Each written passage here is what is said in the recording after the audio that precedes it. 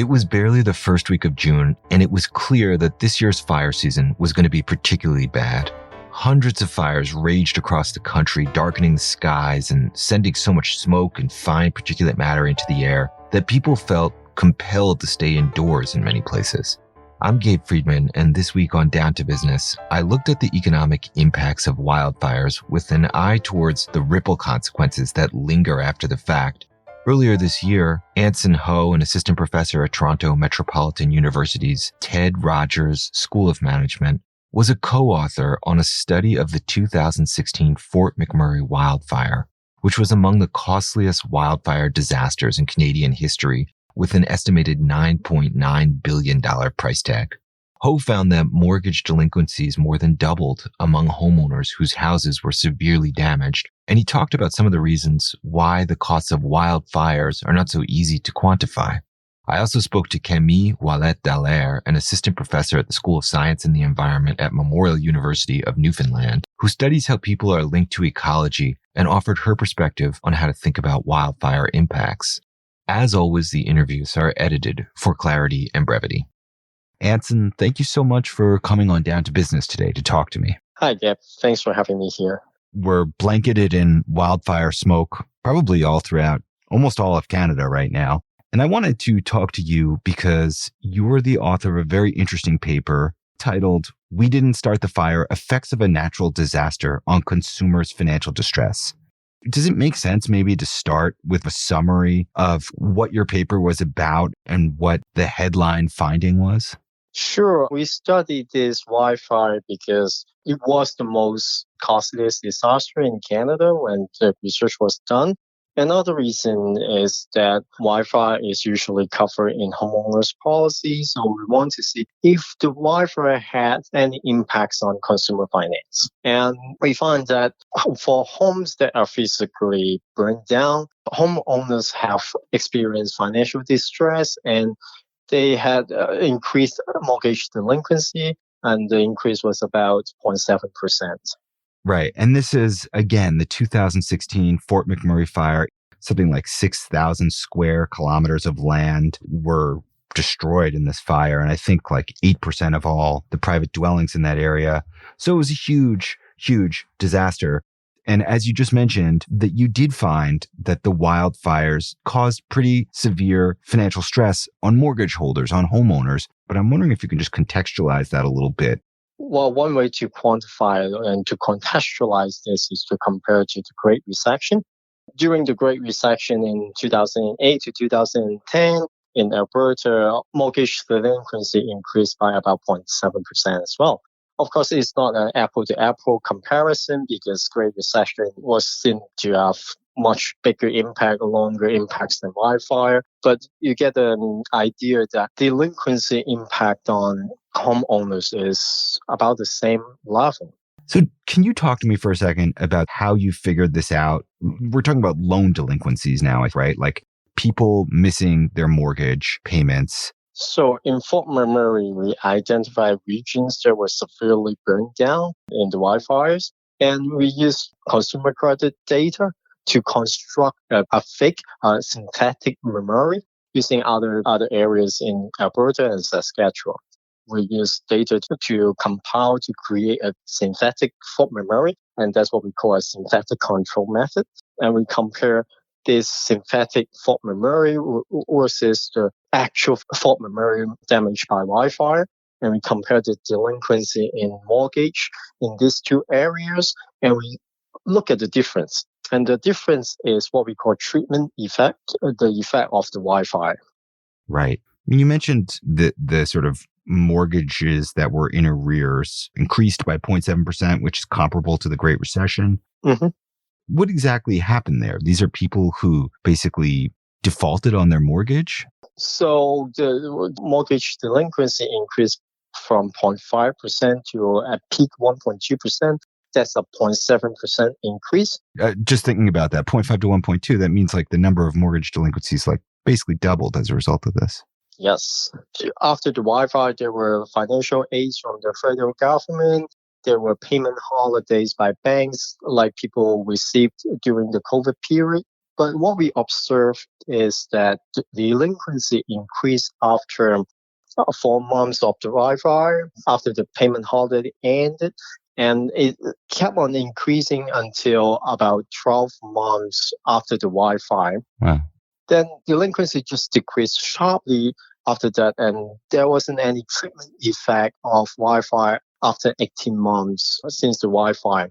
What we found is that people have financial distress, even though their destroyed homes are covered by insurance. But they were into a lengthy settlement process, and insurance companies just have so many claims that they need time to process, and ending up with consumers, homeowners in distress situation. But after a year or so, they were able to settle their claims, they were compensated, and they were able to repay their mortgage and moved on. Right. And that's an important point. In the immediate aftermath of one of these wildfires, where there is so much damage, the insurance companies are overwhelmed. It takes a longer time to sort of process claims, to sort everything out. What I think your study implies is that it takes about a year before that devastation even begins to sort of resolve itself a little. Yeah, there was a lot of financial distress. A lot of people don't know is that even though your home is destroyed by wildfire, you're still required to make monthly mortgage payment. Well, during the Fort McMurray wildfire, there was payment holiday, but there was only for 4 months. After that, people still had to resume their mortgage payment. They got some compensation from insurance company called additional living expenses, but still, there's a lot of financial distress, and it may turn into emotional distress. Oh, when will I get my insurance compensation? Now I have to find a new place to live. Should I keep my home, or should I just sell it and move on to other places? There are lots of things going on for them. Can we draw any conclusions from your study about how wildfires affect the stability of the financial system? So when we talk about this financial stability, it's a very long story. In short, what we are talking about is, in general, climate risk. Climate risk. Yeah, the physical aspect of this is what we call physical risk, that people's property getting destroyed, like their homes, their cars, their personal properties, that would cause them emotional stress and financial distress. The insurance claim process may drag on for a long time because there are so many claims there, and they may have to relocate to other areas. Those are stressful moments. And if we have a lot more disasters, then the insurance company may suffer from losses, and they will respond to all these things. For example, Nova Scotia has stopped issuing new insurance because of the wildfire. Wow. And we know from other research that California insurers, some of them have stopped underwriting insurance just because the risk is too high. Those will affect the real property market a lot, because if people cannot get insurance or cannot get insurance at a reasonable premium, then they may not be able to get mortgage and buy their homes, and real property prices may drop or may drop sufficiently that they may have risk in the financial system.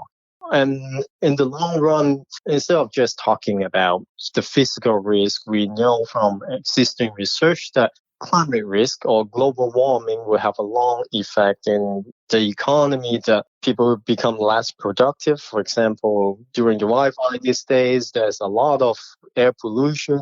If you do outdoor work, you probably have to stop working, or people would not go out to have meals at restaurants.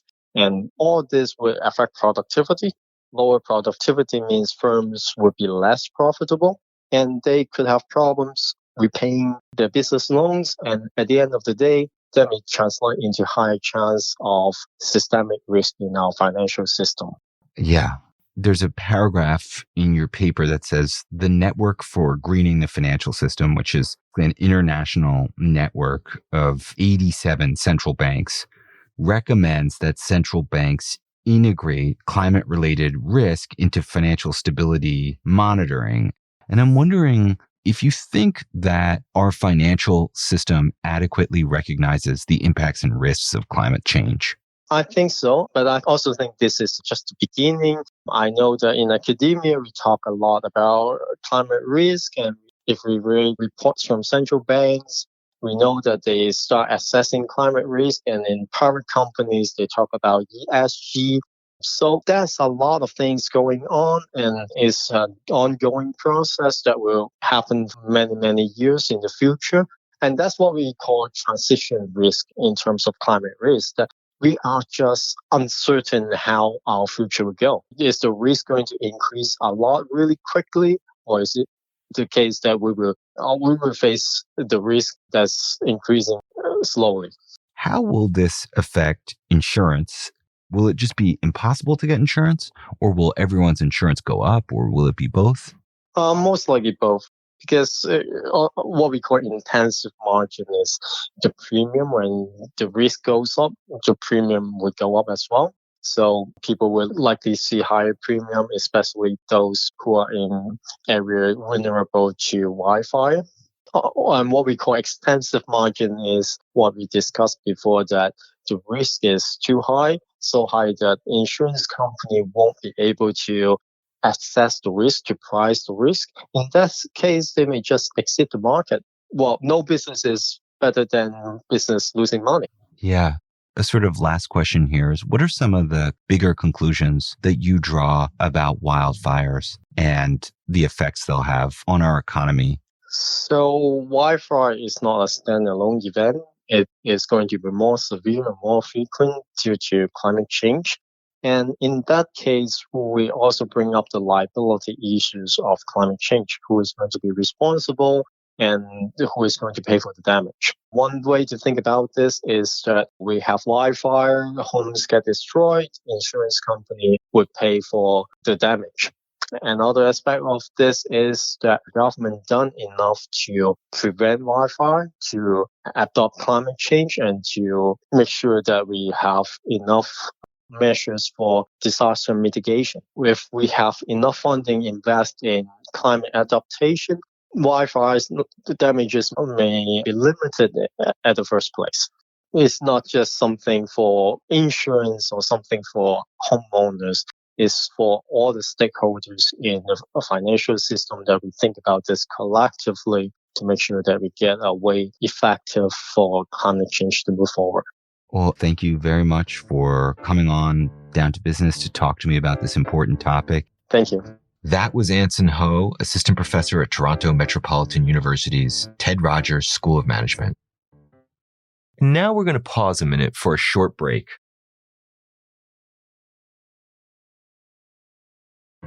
And now my next guest is Camille Ouellet-Dallaire, an assistant professor at the School of Science and the Environment at Memorial University of Newfoundland. Camille, thank you so much for coming on Down to Business today to talk to me. Thank you so much for having me. Very excited to discuss some of these questions. Yes. Well, as we speak, I am in Ontario, where we are blanketed in smoke. You can smell it. You can taste it. You're in Newfoundland. Maybe it's the only spot that isn't like that. But you're a geographer who studies ecosystems, cumulative impacts of different events. Can you talk to me for a second about what you see as some of the less obvious costs of wildfires? My discipline really looks at how the ecosystem and the nature that surrounds us, how does it contribute to human well-being? So not just the financial money that we can take out of a landscape, for example, with things like timber or fresh water or mining, but also thinking about other things like when we go out for a hike and how does that bring mental health benefit? How when we go gather berries, well, that's something we can bring home and continue tradition from our families. So when we think about some of the fires that are happening across Canada, of course, it's going to have huge economic impact on timber harvest, people that have lost their home, and this will have a lot of cost for these people. But there's also a lot of cost in changing the landscape and how people relate to that landscape and how people have been using that landscape. And that's really a conversation that is especially relevant when we think of the case of the Halifax fire, where we really have people really close, an urban center that has basically lost that belt around it, where there was a lot of recreation happening, connection to nature happening, where we're going to see a really big change. What are the kind of things that people can access in nature because of this change with the forest fire. So when you look at this, how do you think about that impact besides people just not getting to go hiking in this space? The way I like to think about the landscape is what are nature's contribution to people? It can be anything ranging from, the aesthetic beauty that gives us this sense of wellness, this sense of identity, right? As Canadian, we identify with the wilderness. One of the things that I read about the fire was how New York is really covered in smoke right now, right? But the way the headlines are, it's always a Canadian forest fire.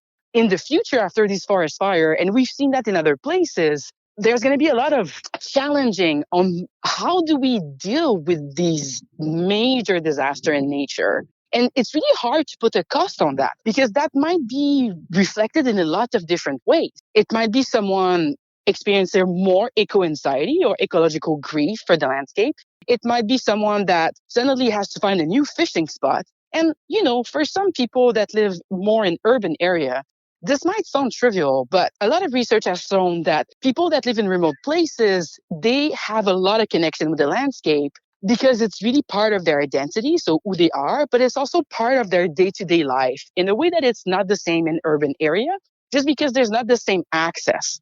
So I think that when we look at the forest fire, yes, there's going to be costs. People are going to lose houses. There might be flooding. That's one of the patterns we see is if there's large extents of forest missing, it interferes with the hydrological cycle, and that might lead to an acceleration of that, which might in turn lead to more flooding. Those are costs that we know it's going to affect material like the house, the highway, the infrastructure. But when we think about how people react and interfere, well, it's a lot harder to really pinpoint what are going to be the costs for that. These are bringing a lot of questions about climate change, about what the future would be like. And those are really difficult things to put a dollar value on because we all live it differently. And there's no one solution for all of this. It seems like a good point. Ask you for a second. Climate change, many people think of it just as global warming, but it's actually an increase in the severity and frequency of weather-related events, like the smoke from a wildfire. One question I would want to ask is whether you draw any broader lessons about climate change and its impacts. So warming is a part of climate change because we see that our averages from year to year or even decadal, so 10-year average, are increasing. But the really difficult part of it is that this warming and this increase in temperature will not be felt as just every day there's going to be a 0.1 degree increase. So often when I think about the impact of climate change on my life, I live in Newfoundland on the west coast of Newfoundland. I think of it as an increased intensity of any extreme meteorological phenomenon. So for example, it could be heavy rain, it could be hurricane season being longer. It can also be what we see here is a lot of increased events where we have rain on top of snow in the winter, which can lead to flooding because the soil can absorb the water, right? So if we can't draw a direct line between the forest fire and climate change because there's so many other elements to it. But what we can say and what the science is telling us is that climate change will increase the frequency of these extreme events, which include forest fire. So if we want to take action and reduce forest fire, it is imperative that there are some meaningful climate action taken by all the level of government and individual. It's important that we realize that it's happening now. It's not something that's going to happen in 10 years. Like, it's happening now. Like, we see the change right now. And so it's not something that is in our future. It's something that we'll need to cope now. So it's interesting when we see the forest fire and some of the major coverage has been kind of saying, oh, it's not climate change or it is climate change. And I think that for me, that's not an important thing where we can attribute one forest fire to one climate change event. What's important to me is that we know that this increases the frequency. And at some point, we won't be able to cope with all of these increases. Our systems aren't designed for them. And so if we don't take meaningful action to accommodate these new realities, it's going to be really difficult to deal with all of these fires and different type of extreme events.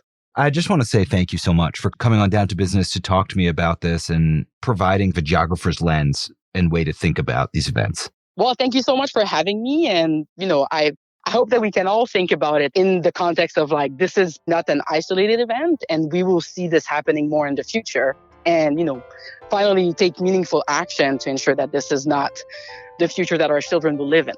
That's this week's episode of Down to Business. Thank you to both of my guests, and thank you to all of my listeners. This episode was a team effort. Bryce Hall executive produced this episode, composed and performed the original music, and designed the Down to Business logo. Noella Ovid, Pam Heaven, and Victoria Wells provided web support and editing. I'm Gabe Friedman, and I'll return with more episodes of Down to Business. In the meantime, check out financialpost.com for your latest news about Canadian businesses and the economy.